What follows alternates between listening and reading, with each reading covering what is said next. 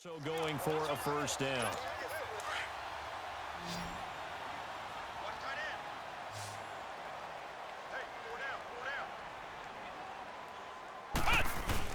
They go play action here on first down. He's going to wind up and air it out. And that one falls incomplete. Looked like he might have had position there, but he couldn't hold on it at second down. Nice play there to force the incompletion. And to me, one thing's for sure. When you're the underdogs and you're playing on the road, you absolutely have to get takeaways. You've got to get the ball from them. Yeah, win that turnover battle, going to be key. They didn't get one there, but you get the feeling they keep making plays like that, they might just get a few. Yeah, once you get one, defensive teams think they come in bunches. Second down, a little more productive than first. 7 yards on the gain. It gets them to 3rd and 3 now.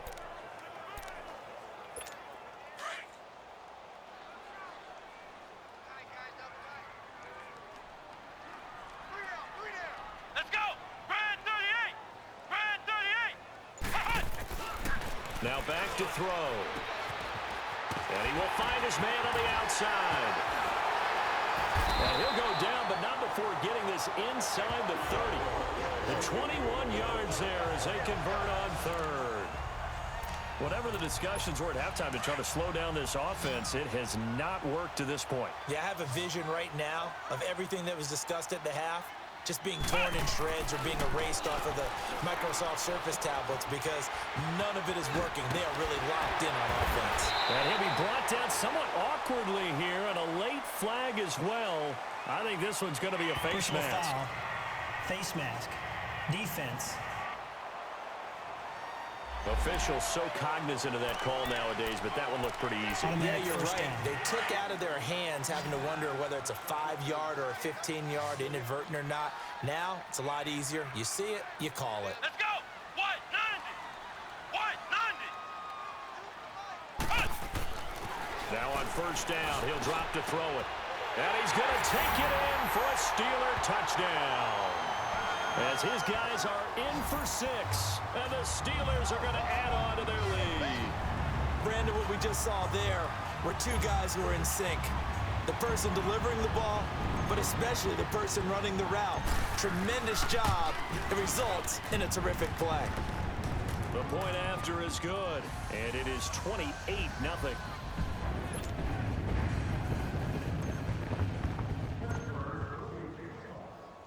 The kickoff team on the field now as they will send this one away. Fielded about a yard deep. And he'll take it back to about the 19-yard line.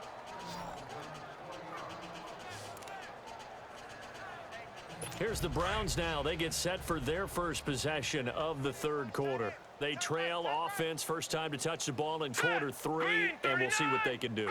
And I can't wait to see what they have planned because some teams script to start a half.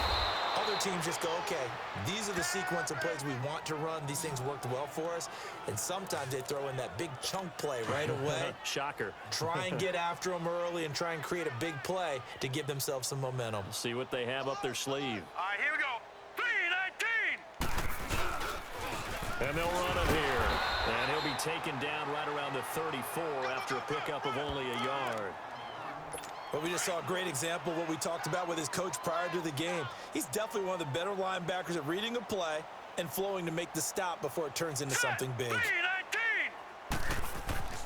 They're going to look to throw. He's got a man. It's his fullback. And brought down, but not before reaching the 45-yard line. That's good for a Cleveland first down, an 11-yard pickup. And that's one of his advantages of a passer, is it not? With his height, setting back there in the pocket, firing it over the middle, he can really see everything clearly.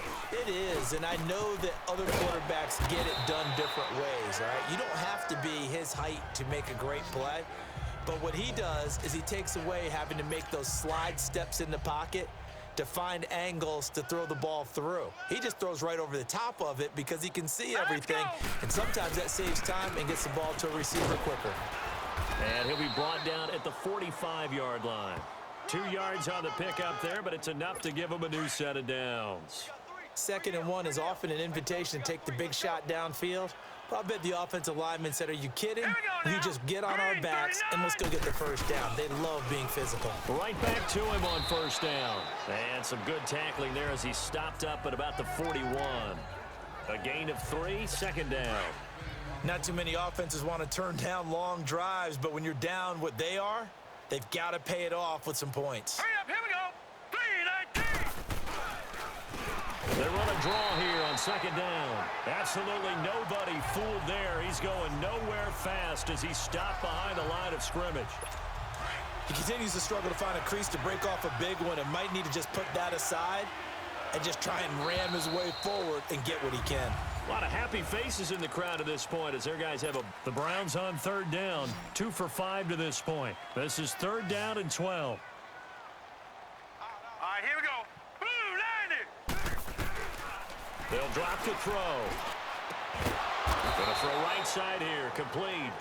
And he gets this inside the 35-yard line. The Browns passing game finding its stride. They've got another first down. All right, here we go. 3-19. They'll set up to throw. Throwing right, and that's complete. And they'll have it in the red zone before he crosses over out of bounds. 15 more there, and they're on a roll. It's another first down. Finally, a first red zone opportunity for these guys. They have a 1st and 10 at the 18. And they'll go with a ground attack here. And they'll lose yardage here. Knocked back to the 19-yard line.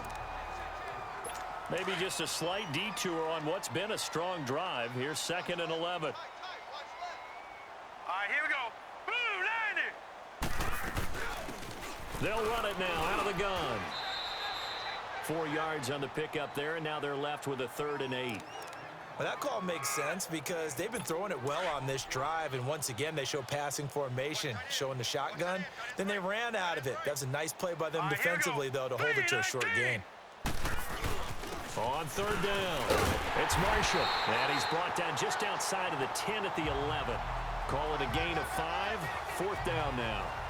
Despite the blitz, they're still able to pick up a nice, solid gain. The disadvantage of blitzing often alters the normal spacing and run fits and leaves creases like they were able to exploit right there. And his kick here is good. And high fives for that one as that drive ends in 3. So still lots of work left to do, but here comes the onside kick. Well, it's a Pyrrhic victory at best, but, Charles, no team wants to get shut out, so it's hard to blame them for taking the 3 there. You can't blame them one bit. It hasn't been the best performance, that's for darn sure. But there is something to be said for fighting to avoid the goose egg, and they're at least trying to finish out strong.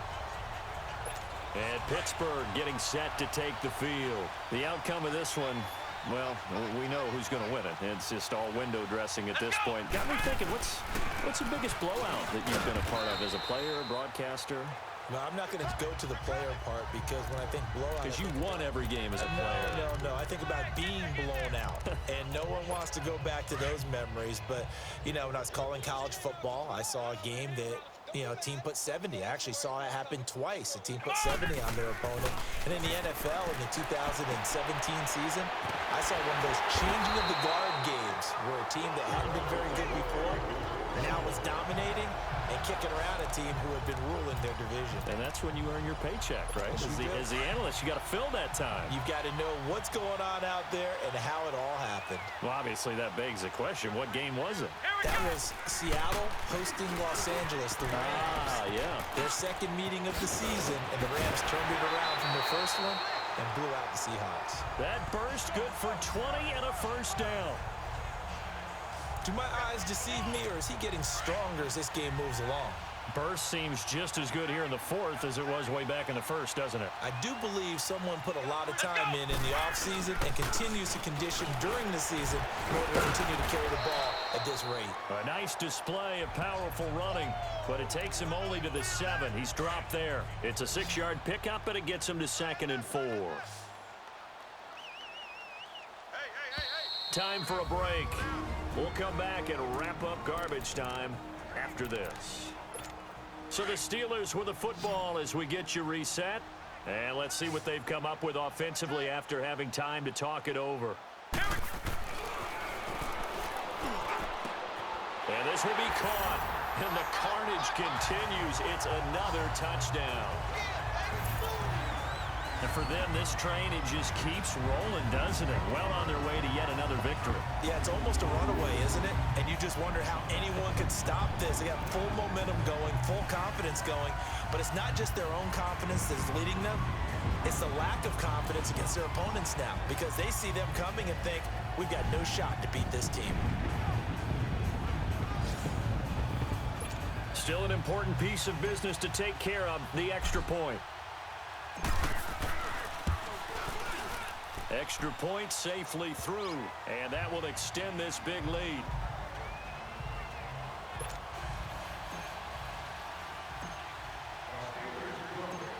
Set now to kick this one away, and off it goes. And that'll carry over the back line of the end zone for a touchback. Heading out as the Cleveland offense now as they get set to take over here. They've lost this one. Their offense has struggled. Do they try to put together something here at the end just to take into next week? Yeah, sometimes teams want to do that and coaches want to. I remember one time I was on a team and we were losing late in the game like this, and you knew it was lost. It was over, right? And the coach called a running play and pretty much said to everyone, I want to see something executed well before we get out of here. And that was the message to the team. Just something to build on. Just something to build on, get it done, and maybe we can look at that and say, we'll get better as we go forward. And it's a short one here, complete to his tight end. And he'll be brought down shy of the 40 at the 38-yard line. At 5 yards on the play there as the drive will continue. That's a staple of this offense. Drag route to the tight end. Yeah, he's unable to use his size to break off much more yardage after the catch, but still an effective gain nonetheless. Throwing the out route and complete. That's Meyer. And he'll have it past midfield almost to the 40 before being taken down. And a nice gain at 21 yards. And he's going to be swallowed up. Sacked back at the 45-yard line. We've been around this league for a while, and many coaches never pull their starting quarterback, almost no matter the situation. In this case, though, I think he's got to make a decision. He's taking a pretty good beating out there. Yeah, with the deficit, maybe not wanting to risk an injury. And a big loss here as he's taken down. And now maybe they want some extra time to talk about this third and long play as we'll get a timeout. As they'll stop it with just over 40 seconds to go in the game.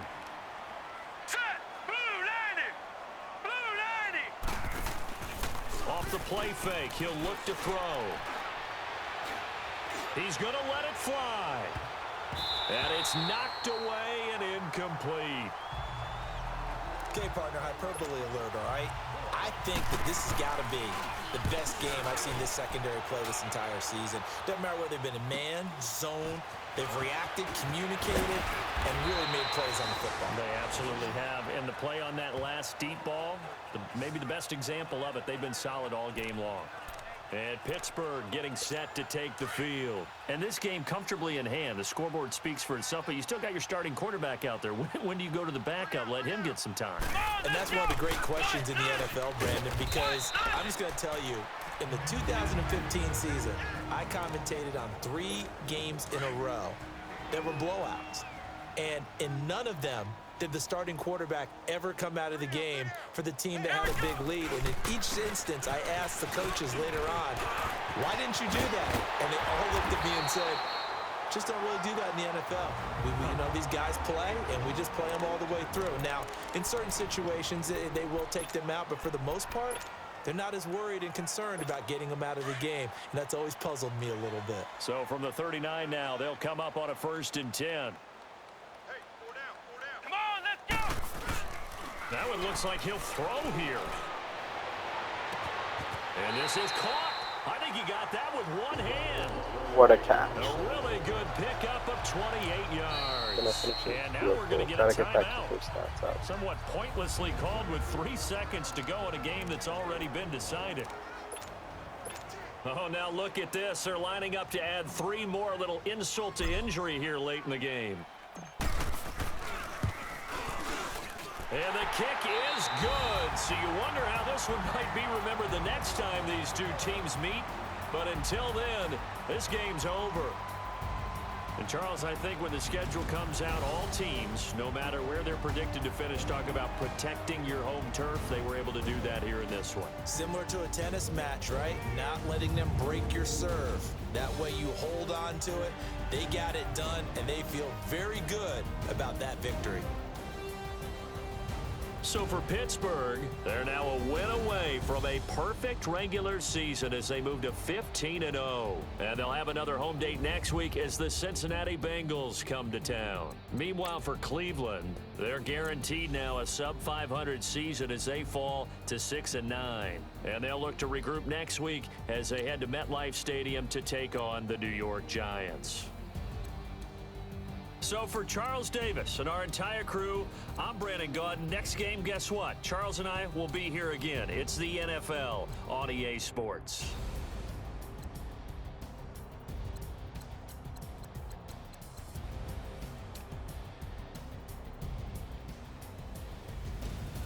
God damn, you pancakes.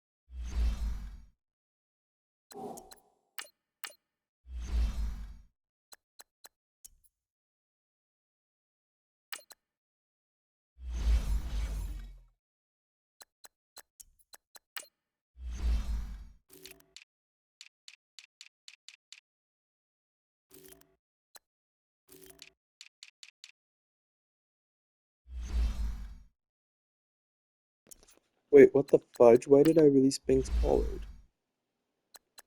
And someone signed him. What? Gotta be kidding.